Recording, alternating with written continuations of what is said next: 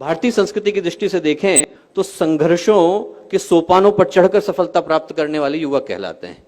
लाखों वर्षों तक कोयला घिसा जाता है तो हीरा बन पाता है, भट्टी में सोना तपा जाता है तो कुंदन बन पाता है, प्रकृति के प्रतिरोधों को सह सकने वाला बीज वृक्ष बन पाता है और धाराओं को चीरने वाला तैराक बन पाता है। जितनी भी परिभाषाएं हैं, जितने भी उदाहरण हैं, वो सारे के सारे युवा व्यक्तित्व के, युवा सोच के, युवा चिंतन के उदाहरण हैं।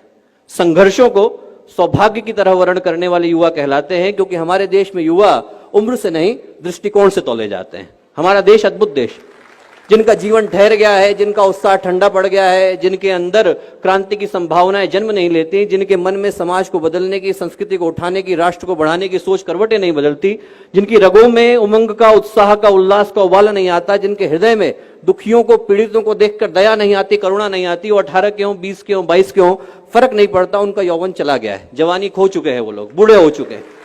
और वहीं पर यदि व्यक्ति 60 का है, 80 का है, 90 का है, 120 का है, यदि उसके मन में राष्ट्र के निर्माण की, संस्कृति के उत्थान की, यौगिक उत्कर्ष की बात आती है, तो हमारी दृष्टि में युवा है, क्योंकि हमारा देश उमंग से, उत्साह से, उल्लास से ओतप्रोत युवाओं का देश।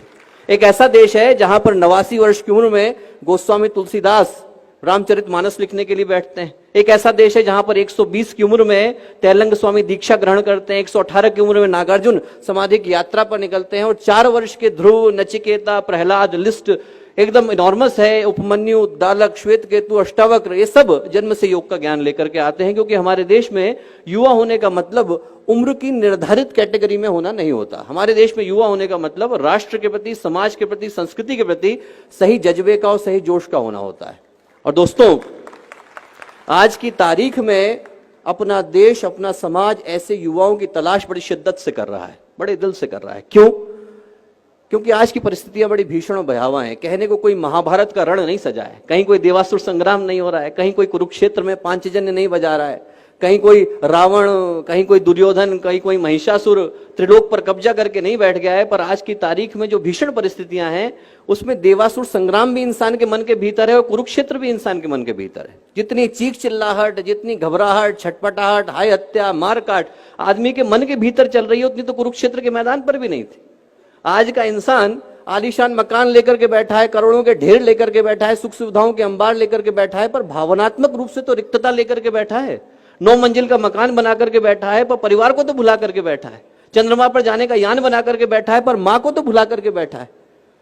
महंगे अस्पताल लेकर के बैठा है, पर सेहत तो गंवा करके बैठा है। यूएस की डिग्री लेकर के बैठा है, पर कॉमन सेंस तो भुला करके बैठा है। और सबसे बड़ी बात कि जनसंख्या बढ़ा करके बैठा है, पर मानवता को तो गंवा करके बैठा है।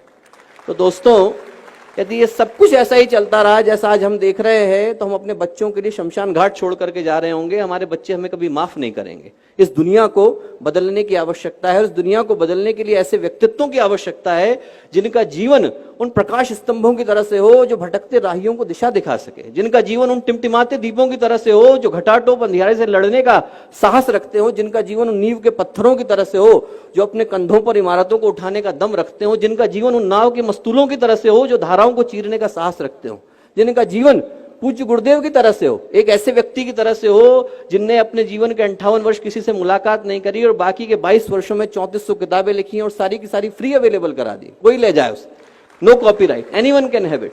इस तरीके के व्यक्तित्वों की तरह से हो जो लाखों करोड़ों को दिशा दिखाने का साहस रखते हो। मेरी दृष्टि में युवा होने की यही परिभाषा है। जिसका जीवन पवित्रता और प्रखरता की परिभाषा बन जाए वो युवा कहलाता है। और इस देश का सौभाग्य है कि आज हमारी 70% आबादी युवा आबादी, और इस सौभाग्य को दुर्भाग्य बनते देर नहीं लगेगी। यदि इतने सारे लोगों को हम लोग दिशा देने से वंचित रह गए, इतने सारे लोगों को यदि हम लोग सही दिशा नहीं दिखा पाए, तो इस सौभाग्य को दुर्भाग्य बदलते देर नहीं लगेगी। तो दोस्तों, जो युवाओं का यौवन है, उनकी संघर्षों से लड़ने की क्षमता है, वो धारा है। हिंदी में हम लोग कहते हैं दिशा धारा, वो धारा है। और उसके जीवन को सही दिशा देने का नाम योग का है। उनके अंदर का जो उद्दाम है वो उनके जीवन की धारा है, और उसको समग्रता, संतुलन, स्वाभिमान देने का काम योग का है। योग का अर्थ शारीरिक सौष्ठव से नहीं है, अदरवाइज हर जिम्नास्ट जो है वो योगी कहलाता। पतंजलि योग सूत्र की रचना कोई सर्कस का कलाकार करता। योग का सच्चा अर्थ योगस्य चित्तवृत्ति निरोधा से है, जिसका अर्थ आदमी को मन की चंचलताओं का ठहर जाना है। योग का सच्चा अर्थ समत्वम योग उच्चते से है, जिसका अर्थ व्यक्तित्व के सभी आयामों का संतुलित हो जाना है। और योग का सच्चा अर्थ योग कर्मसु कौशलम से है, जिसका अर्थ मानवीय संभावनाओं के शिखर पर पहुंच जाना है। तो जब बात युवा योग की है तो मैं यही प्रार्थना करूंगा कि इस कार्यक्रम की जब परिणति हो, जब हम लोग अंतर्राष्ट्रीय योग दिवस मना रहे हो, तो उसका जो शुभ परिणाम इस रूप में निकल करके आएगा, यदि इस देश को भगत सिंह की तरह के योगी मिलेंगे, सुभाष चंद्र बोस की तरह के योगी मिलेंगे, स्वामी विवेकानंद की तरह के योगी मिलेंगे, उनने योग किया हो न किया हो, यदि उनके मन में भारतीयता की भावना थी, समाज को बदलने की भावना थी, तो मेरी दृष्टि में योगी थे, और ऐसे योगी निकल करके आएंगे तो इस देश का, इस समाज का, इस राष्ट्र का भविष्य बिल्कुल नया होगा, नूतन होगा और मंगलकारी होगा। बहुत बहुत शुभकामनाएं, बहुत बहुत मंगल।